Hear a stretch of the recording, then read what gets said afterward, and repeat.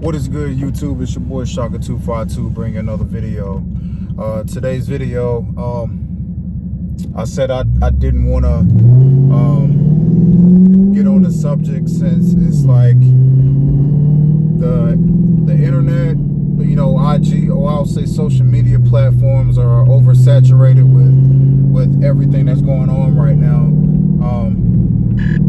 But I guess the only thing I wanted to say was, well, I'll tell you the thing that motivated me to, you know, just say my piece on it was that I saw that Authentic Benny dropped a video and he kind of vented on it, and Fat Cat did it, and then most importantly, I'm a huge supporter of Mike Rashid. If you don't know who Mike Rashid is, you definitely need to find out. If you're in the fitness world, you definitely know who Mike Rashid is. The only thing I wanted to say, I'm not going deep on it. I'm not going to say, because all it is at the end of the day is it's all about opinions. It's about opinions, and then also on top of that, it's all about if you're even willing to listen to what the other person has to say in regards to, you know, what they on their take. You know what I'm saying? Like, an example, if there's somebody that has never experienced, you know, being pulled over by a cop and the cop didn't even give them an explanation of why, versus somebody, you know, that lives in a really, really nice neighborhood and, you know, in the suburbs or whatever, and to them, you know, they don't live in that world where they get harassed by the cops. So, and it's kind of like you have to have an open mind. Like, people like that example I just used, you got people that would live in a nice area, you know, that don't really see that as a problem. Like, hey, I don't get pulled over. I don't see why they just don't comply. You know, it's simple because that's in your world. In your world, everything is cookie cutter. But there is a world that exists where you become a target, and I don't even want to say an unintentional target. It's an intentional, unintentional target. So I'll say by default. In most cases, it's by default. Things happen where, like in Paris, France, it was in Paris. The killings in Paris, I believe, it was like a shooting rampage. Like, there was an abundance of people legit changing their profile pic to the flag for France, and showing support when somebody, you know, somebody that you know announces that they have cancer, or they had a family member or a friend that passed away from cancer, and they want to show support. Everybody, you know, wore the ribbon with the pink ribbon. I mean, come on, even the NFL, even sports teams wore pink to support. Orlando, that club in Orlando that had that, you know, the shooting incident, even they had an incident where, you know, a guy went in there and killed a bunch of people, unarmed, just killing people for no reason, and the world shows support by changing their profile pics and statuses. Like, we stand for Orlando.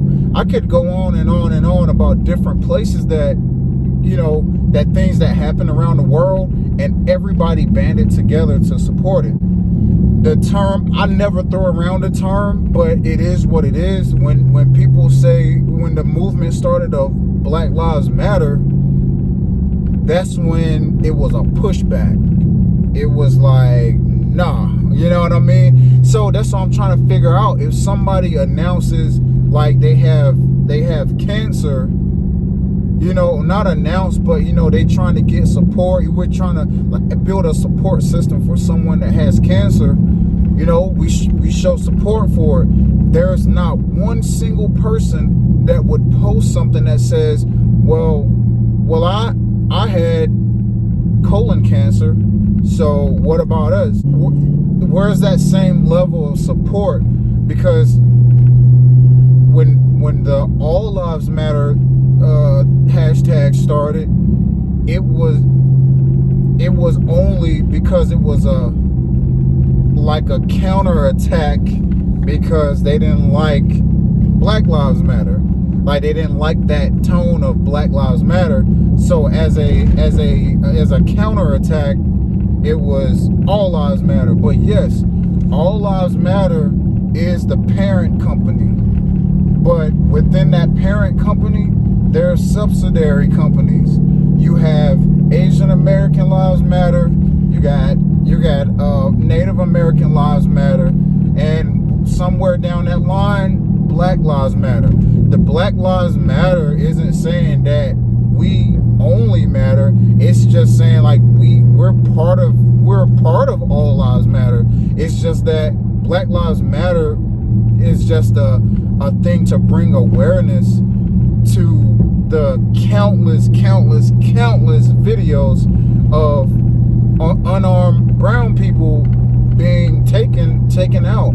To me, Sandra Bland was really bad, bro, because I say Sandra Bland was a bad situation because she got pulled over for a failure to signal, but ended up getting pulled out of the car and getting arrested for assaulting an officer. And then when they took her to the jail, they freaking hogtied her. He drug her out of the car and she was dead in 3 days. I heard a reply that whites are killed more by unarmed white people, are killed more by cops than black people. That is true. Within the last 3 to 4 years, that is true. On a large scale, yes, that is true. But the thing that chart failed to show everybody was that documentation only if it was the same amount of people across the board. 5 billion whites, 5 billion blacks, 5 billion Native Americans. You know what I'm saying? But African American people only make up 13% of the population. My Caucasian family it makes up 70, 72, 73. I'll say 72 to 74% that they make up of the population. And I saw the chart, and every year it was like whites were killed, their number was here, and blacks was here. And it's like, wow, like that's, to me, that looked like it shouldn't be that close. You know what I'm saying? Being that our population is so small. Our population is so small, and those numbers shouldn't be as close as they are. And and it's not, when I say that, it's not a counterattack. It's just being fair across the, like it's creating that dialogue. Like, all right, I had to stop the video for a second. These cars out here trying to race me.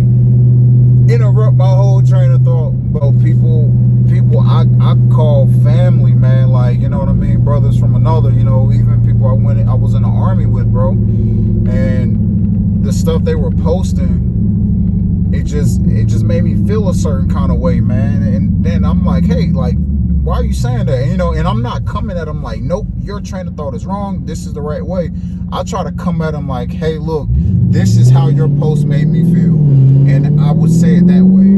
Instead of coming off like defensively, I'm just like, hey, look, this is how I see what you're posting, I see the angle you're coming from, but since your post has a meme of people that look like me, this is how I feel about your post. A lot of people, to me, is if you have an idea or an opinion and you're on Facebook or Instagram and you post it, but to enhance your idea or your opinion, you find memes, you search the deep abyss of Google images to find pictures that relates to exactly what you're trying to say. The people that have been doing the looting and stealing and stuff like that, the meme that I'm referring to is the one where they have a picture of Martin Luther King and all of his followers doing a peaceful protest or a march, and said this is the way to march or protest. I'm sorry, this is the way to protest. And then the picture below was like just a flat out picture of black guys. You know what I'm saying?